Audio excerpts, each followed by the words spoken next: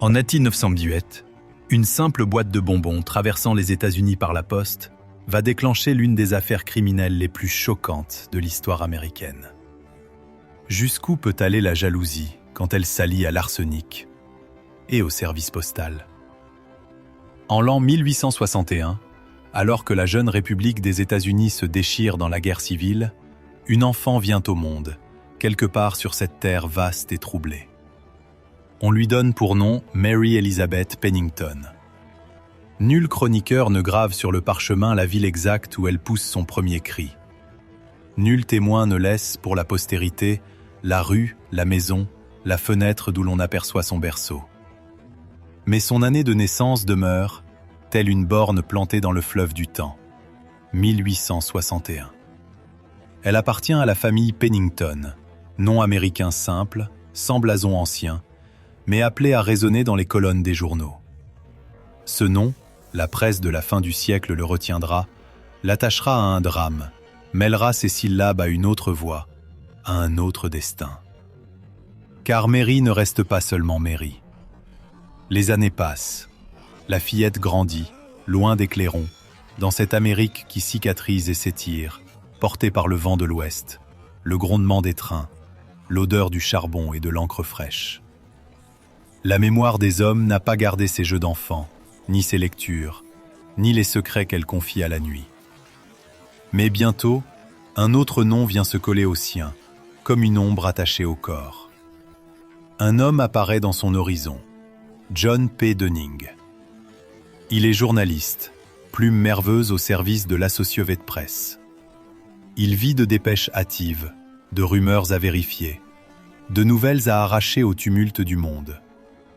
Sur les fils télégraphiques qui traversent le continent, son nom court déjà, sec et précis, accolé à cette marque puissante, AP. On le désigne, dans les journaux, comme John P. Dunning of the Associated Press. Mary épouse cet homme de mots et de voyage.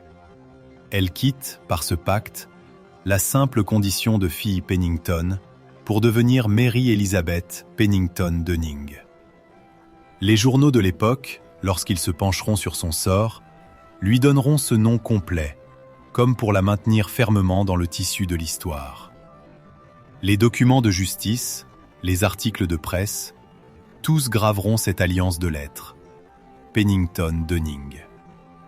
Le destin la place ainsi aux côtés d'un homme dont la profession se nourrit de drames. Car John P. Dunning est plus qu'un simple journaliste de province.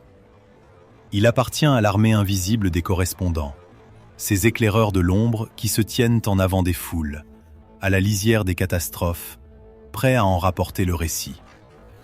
À la fin du XIXe siècle, la route de Dunning le conduit vers l'extrême occident. San Francisco l'appelle.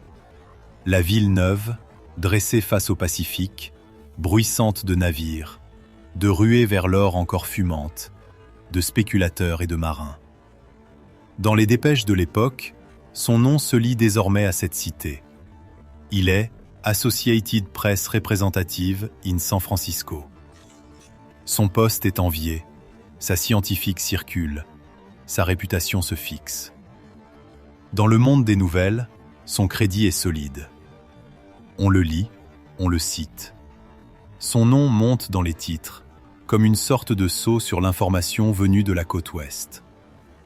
Quand viendra l'heure du scandale, cette notoriété jouera contre lui.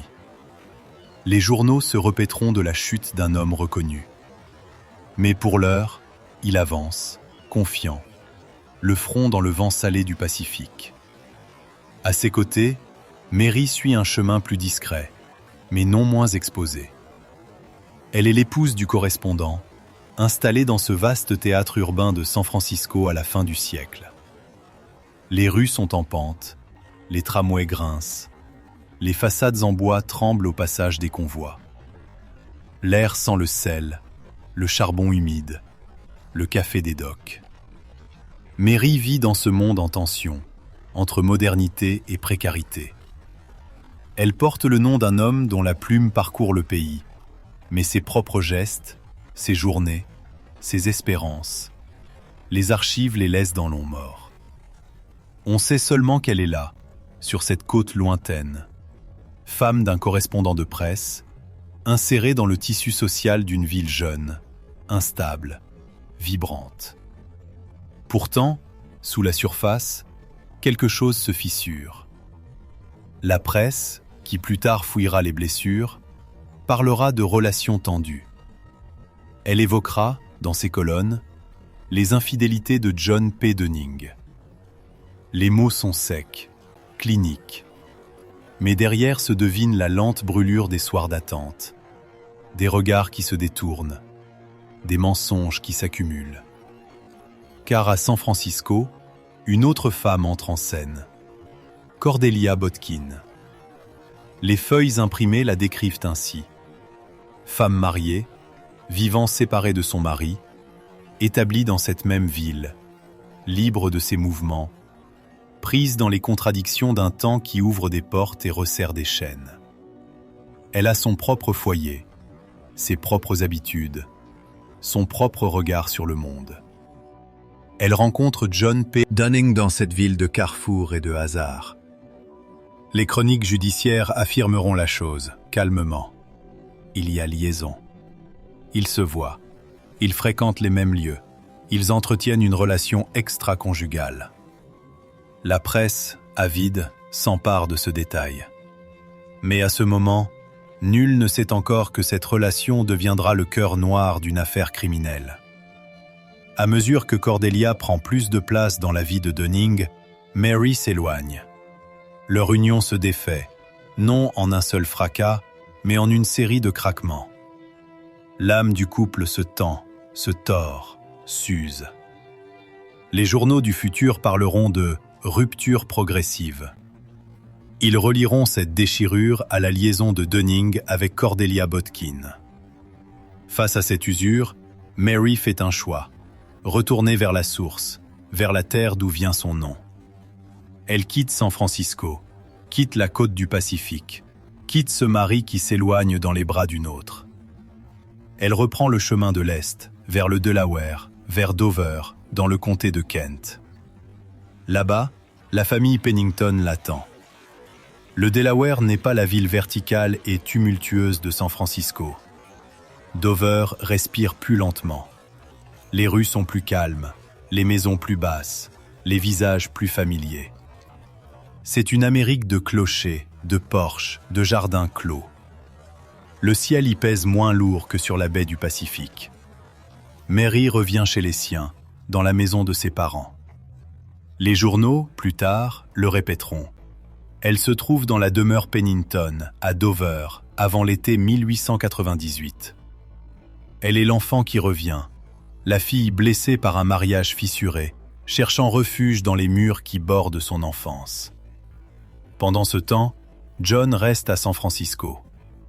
Il demeure dans la ville aux collines, attaché à son poste pour l'Associated Press.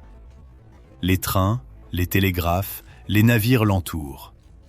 Il continue d'envoyer des dépêches, d'écrire, de converser avec Cordelia Botkin. L'océan sépare désormais son lieu de vie de celui de son épouse. Entre ces deux rives s'étire un lien discret, régulier, solide. Le service postal des États-Unis. À la fin du XIXe siècle, la poste relie déjà la Californie à la côte Est avec une régularité obstinée. Des lettres, des paquets, des journaux, des boîtes voyagent d'un océan à l'autre.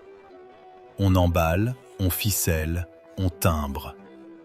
Les facteurs passent, posent, repartent. Ce réseau de papier, cette toile d'enveloppe, devient, sans le savoir, l'arme d'un meurtre à venir. Pour l'instant, rien ne l'annonce.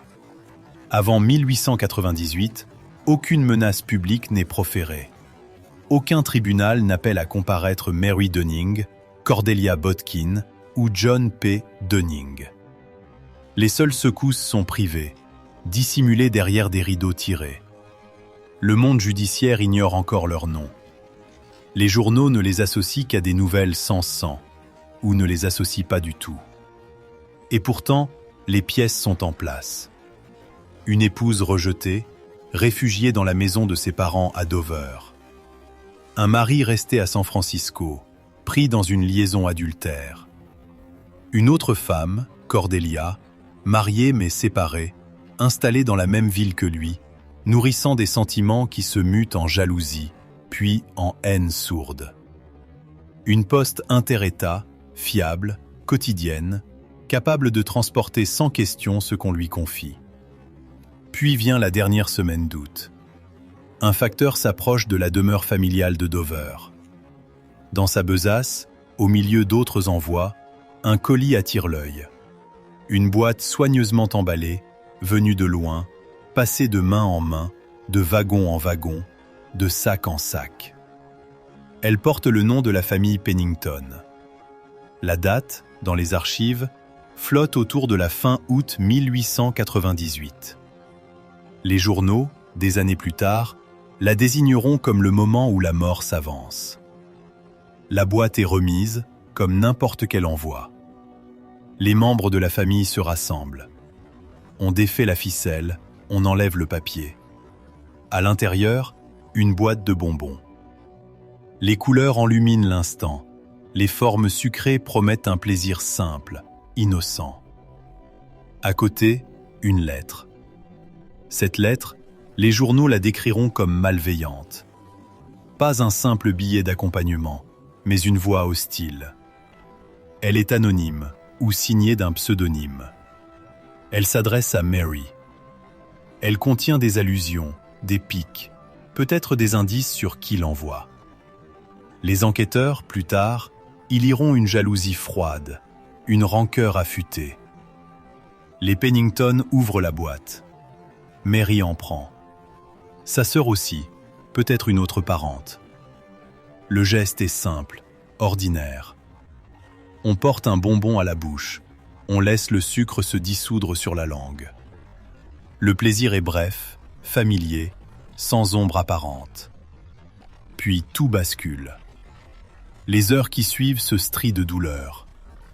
Mary commence à se tordre, envahie par des douleurs aiguës. Son ventre se soulève, la bile remonte, les vomissements se succèdent. D'autres membres de la famille, qui ont partagé les bonbons, ressentent les mêmes tourments. La maison tranquille se transforme en champ de bataille.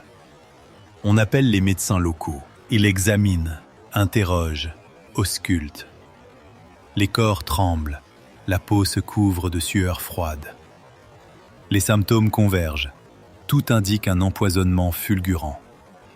La détresse gastro-intestinale, les spasmes, la violence des réactions parlent d'une substance implacable. Mary lutte, mais la mort s'est déjà posée sur son épaule. À la fin d'août 1898, dans cette même maison de Dover où elle a cherché refuge, elle meurt. Les journaux noteront la date avec de légères variations, mais tous la situeront dans ces jours maudits, consécutifs à l'ingestion des bonbons. Les autorités du Delaware constatent officiellement sa mort. Le mot d'empoisonnement, d'abord murmuré, s'installe dans les rapports. La cause n'est plus un mal mystérieux, mais un acte suspect. La vie de Mary Elizabeth Pennington Dunning, commencée dans un anonyme recoin des États-Unis, se termine brutalement dans la lumière crue d'une enquête criminelle. Les analyses toxicologiques se mettent en branle. Dans les tubes, les échantillons révèlent leur vérité. Les experts découvrent une substance blanche, sournoise, presque banale dans sa crudité. L'arsenic trioxyde.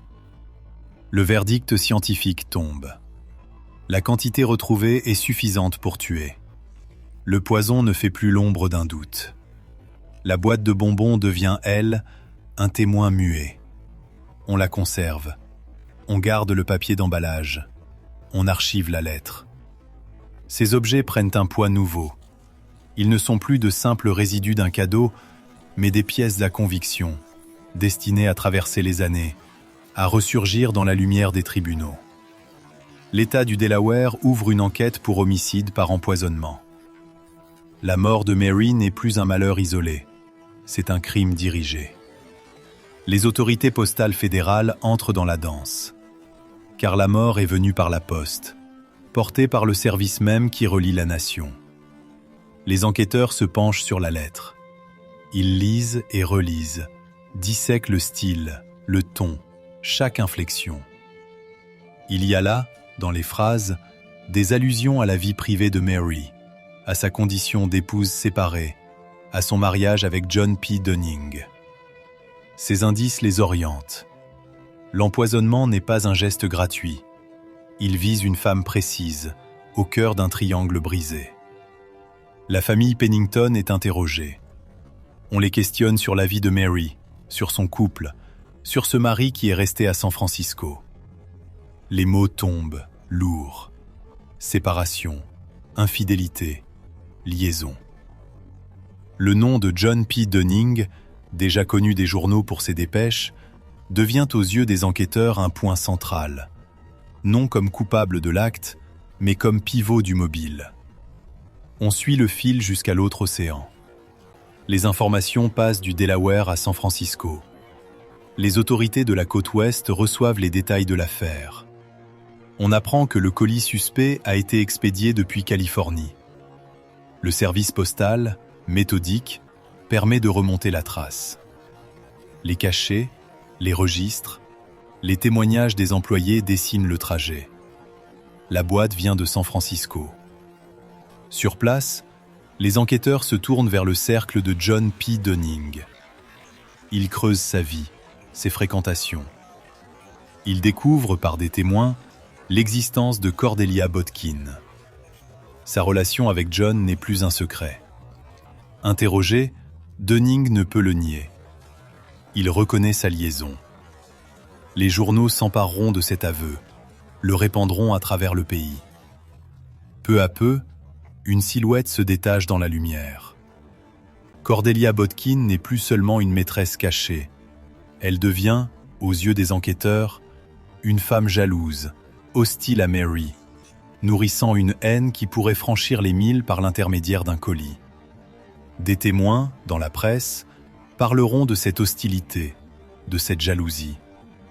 Reste alliée, solidement, cette femme au colis mortel. Les policiers de San Francisco fouillent les commerces. Dans une confiserie de la ville, des vendeurs se souviennent. Une femme correspondant à la description de Cordelia aurait acheté une boîte de bonbons semblable à celle envoyée à Dover. Son visage, ses manières, restent gravés dans la mémoire des employés. Lors du procès, ces souvenirs deviendront témoignages. Parallèlement, une autre trace se dessine dans une pharmacie de la ville. On y découvre l'achat d'arsenic par une femme identifiée comme Cordelia Botkin. Là encore, les témoins, appelés à la barre, raconteront ces transactions, ces demandes, ces flacons. L'arsenic trioxyde, retrouvé dans les corps, trouve ainsi une origine plausible. Un acheteur, une main. Les enquêteurs comparent ensuite l'écriture de la lettre accompagnant les bonbons à des lettres connues de Cordelia. Des experts en écriture se penchent sur les courbes, les attaches, les pressions. Ils remontent le sillage du stylo, le rythme du geste. Pour eux, les ressemblances sont assez fortes pour être présentées au tribunal comme un lien entre la lettre de mort et la main de Cordelia. Une perquisition est menée chez elle. On saisit des documents, des lettres, des objets. On les entasse comme autant de fragments attestant d'une relation intense entre Cordelia et Dunning et d'une hostilité envers Mary. L'accusation les utilisera tous comme autant de preuves pour tisser l'histoire d'un crime. Une femme, amante délaissée, décidant d'éliminer la légitime en se servant du courrier. En 1898, la police de San Francisco arrête Cordelia Botkin.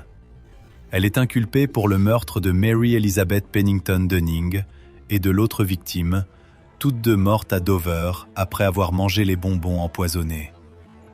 On l'accuse d'avoir tué par arsenic, d'avoir utilisé la boîte de confiserie comme véhicule de la mort.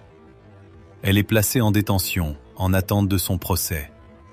La presse américaine, fascinée, se jette sur cette affaire qui épouse la forme d'un roman noir. Un crime qui franchit le continent par la poste, part de Californie pour frapper le Delaware. L'histoire semble donner corps à toutes les angoisses d'un pays que relie désormais un réseau d'échanges puissant, mais vulnérable aux intentions meurtrières. En 1899, à San Francisco, le premier procès commence. La salle d'audience se remplit de visages venus de loin. Depuis le Delaware, des témoins traversent le pays.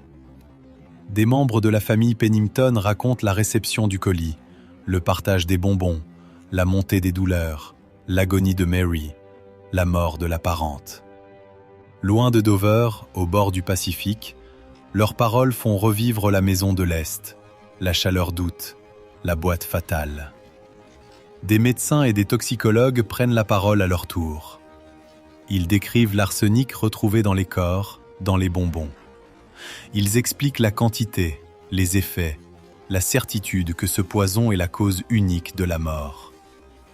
Le tribunal écoute, la presse consigne chaque mot. Les vendeurs de confiserie de San Francisco témoignent. Ils se souviennent de la femme qui a acheté une boîte de bonbons semblable à celle envoyée à Dover. Ils la désignent comme Cordelia Botkin.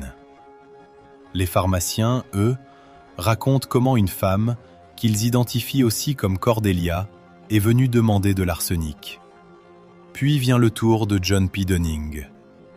L'homme de l'Associated Press se tient, non plus derrière un bureau de rédaction, mais au centre de la scène judiciaire. Il doit dire sa vérité, sa relation avec Cordelia, son mariage avec Mary, les tensions, la séparation. Ces mots, arrachés au secret, servent à l'accusation pour dessiner un mobile. Aux yeux du jury, Cordelia apparaît comme une amante prête à ôter du chemin l'épouse légitime. La défense, pourtant, ne se tait pas. Les avocats de Cordelia contestent l'identification, mettent en doute la chaîne de preuves matérielles, attaquent les conclusions des experts, cherchent des fissures dans le récit de l'accusation. Ils luttent pour desserrer le nœud qui se resserre autour de leur cliente. Malgré ces efforts, la vague médiatique enfle. Les journaux décrivent le procès comme l'un des premiers grands cas de meurtre par envoi postal de bonbons empoisonnés. Le pays lit, frissonne, se passionne pour ces sucreries devenues armes, pour cette femme accusée d'avoir tué à distance. En 1900, le jury de San Francisco rend son verdict. Cordelia Botkin est déclarée coupable du meurtre de Mary Elizabeth Pennington Dunning et de l'autre victime, par empoisonnement à l'arsenic. La sentence tombe. Réclusion à perpétuité. Life imprisonment. Les journaux de l'époque s'emparent de ce mot, l'étalent en gros caractères. Cordelia est incarcérée dans le système pénitentiaire de Californie. Les sources la placent généralement dans la prison de San Quentin pour femmes, ce lieu de pierre et de barreaux, tourné vers la baie, qui enferme désormais celle que l'on considère comme la meurtrière de Mary. Mais l'ICERCA judiciaire ne s'achève pas là. Une juridiction supérieure de Californie, la Cour suprême de l'État, examine le dossier. Elle note des vices de forme, des erreurs de procédure survenues durant le premier procès. Pour ces raisons techniques, elle annule le verdict initial. Le scandale ne s'éteint pas, il est ravivé. Un second procès est organisé. De nouveau, à San Francisco, quelques années après le premier. Les faits restent les mêmes. On évoque encore l'envoi de la boîte depuis San Francisco, la présence de l'arsenic dans les bonbons et dans les corps, la relation entre Cordelia et John P. Dunning, la mort de Mary à Dover. Les témoins reviennent, les preuves sont réexaminées. Les années passent derrière les murs. Cordelia reste en détention jusqu'à sa mort, survenue en 1910, dans une prison de Californie. Aucune réhabilitation ne vient troubler le jugement rendu. Aucun renversement spectaculaire de la vérité judiciaire. À la mort de la condamnée, le dossier se referme, du moins sur le plan pénal. Pour la famille Pennington, pourtant, rien ne se clôt vraiment. Le souvenir de Mary demeure, tenace, comme une cicatrice à vif. Dans certains récits historiques, dans quelques articles rétrospectifs, On évoque encore cette jeune femme revenue chez ses parents, morte dans la maison familiale après avoir croqué un bonbon. La double perte, celle de Mary et de la parente qui l'accompagne dans la tombe, imprime sa marque sur la lignée Pennington. John P. Dunning, lui, n'est jamais inculpé pour l'empoisonnement. Son rôle est central dans le mobile, son nom est jeté au cœur de l'orage, mais la justice ne le poursuit pas pour la mort de Mary. Il poursuit sa vie, peut-être sa carrière, hors des barreaux. Les sources, centrées sur Cordelia, ne détaillent pas de sanctions pénales contre lui. Il glisse vers la marge des récits, laissant derrière lui une femme morte dont le nom restera lié au sien. Dans les livres de criminologie, dans les rétrospectives historiques, l'affaire trouve sa place. On la cite comme l'un des premiers cas célèbres de meurtre par bonbons empoisonnés envoyés par la poste. On la nomme souvent Cordelia Botkin Case ou Botkin Candy Poisoning Case. Pourtant, au cœur de ce titre, demeure la victime principale, Mary Elizabeth Pennington Dunning. Les juristes et les historiens utilisent ce drame comme exemple de coopération inter-États entre la Californie et le Delaware à la fin du XIXe siècle. Ils y voient aussi un jalon dans l'usage des preuves médico-légales, la toxicologie de l'arsenic, l'analyse graphologique de l'écriture, toutes ces méthodes modernes mises au service d'un procès pour meurtre. Ainsi, le nom de Mary continue de circuler. Non comme celui d'une héroïne bruyante, mais comme celui d'une femme ordinaire, prise dans une mécanique de jalousie et de mort, victime d'un crime rendu possible par le réseau postal même qui cimente le pays. Pourtant, quand on se penche sur elle, sur sa vie propre, un voile épais demeure. Les sources, avides de sang et de scandale, éclairent davantage le crime que la personne. Elle la montre surtout comme épouse de John P. Dunning, comme centre d'un mobile, comme corps empoisonnés. On ignore, encore aujourd'hui, son jour exact de naissance, le mois où elle voit le jour. La ville qui l'accueille à sa première respiration reste inconnue. On ne sait rien de ses études, si elle en poursuit, de toute profession qu'elle aurait pu exercer, de ses goûts, de ses lectures, de ses élans. Entre ces quelques faits, le silence s'étend. Mais ce silence lui-même parle. Il dit combien une vie entière peut être réduite par le regard des autres à sa fin brutale. Il dit la violence d'un destin où une femme, née dans l'anonymat, épouse un homme de nouvelles, traverse un continent jusqu'à San Francisco, y voit son mariage se défaire, puis revient mourir chez les siens, frappée à distance par une rivale qu'elle ne voit pas. Au-delà des barreaux de la prison où meurt Cordelia Botkin, au-delà des dépêches signées par John P. Dunning, une figure demeure, immobile, fragile, et pourtant indestructible parce qu'inscrite à jamais dans l'histoire du crime. Celle de Mary Elizabeth Pennington Dunning, dont un simple colis de bonbons scelle le destin et grave le nom dans la mémoire du siècle.